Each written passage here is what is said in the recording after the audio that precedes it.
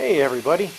Alright, so today we're going to do the crankshaft and the piston assembly or install, whatever you want to call it. So we'll be putting the main bearings in, we'll be putting the piston rings on, and obviously the main and rod bearings as well, if I didn't say main already.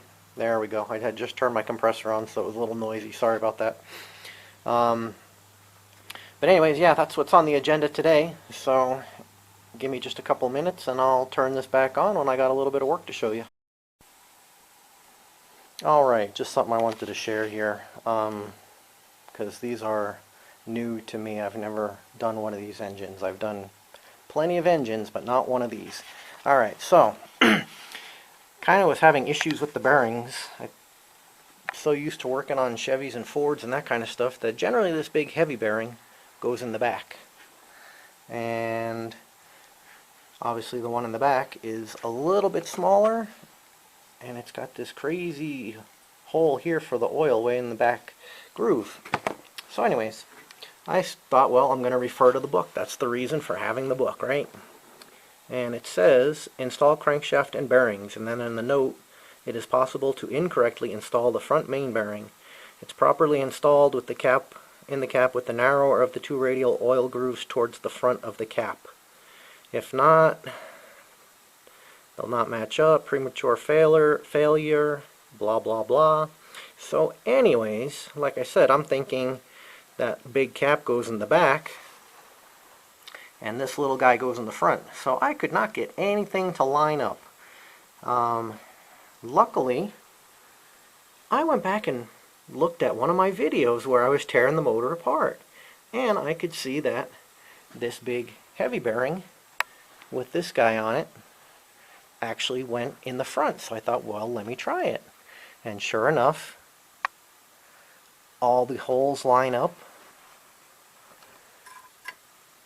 and the little retainer dowel fits in there where it's supposed to fit.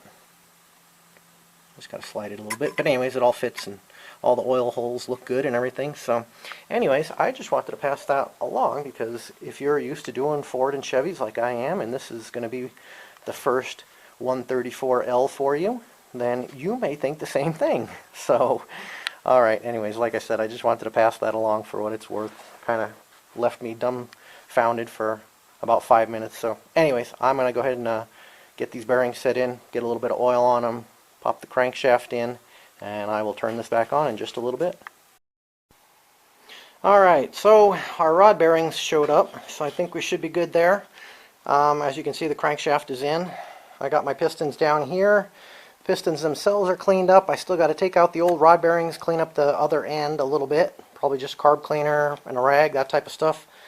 And then I will start putting these in with some rings and all that.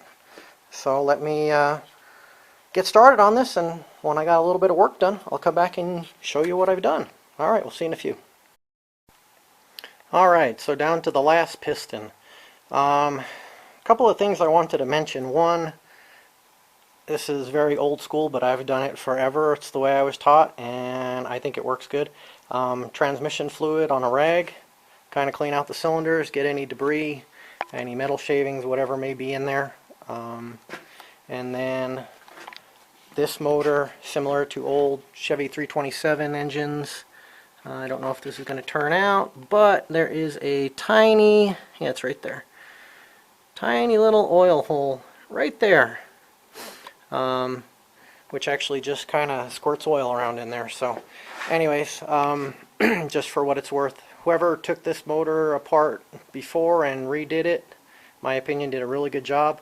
I was ready to start marking everything as far as front directions and 1, 2, 3, 4 on the caps, all that stuff. It was already done, and the pistons were facing forward, which I've run across motors where the pistons, they always have an arrow on them generally, or a notch or something, and these were all in the correct positions. So whoever did it prior to me, I'm happy they did it the way they did it, because it saved me a lot of work. But anyway, so let me get this last piston back in, and I'll turn this thing back on. Alright, so we got our last piston in there, and it is starting to get to the point where it's going to be getting dark pretty soon. So I am going to call it a day. Call this a completed video, and we'll come back again and probably do the head, oil pan, I don't know, something, but we'll come back and we'll do a little more work on it. Alright, thanks for watching. We'll see you in the next video.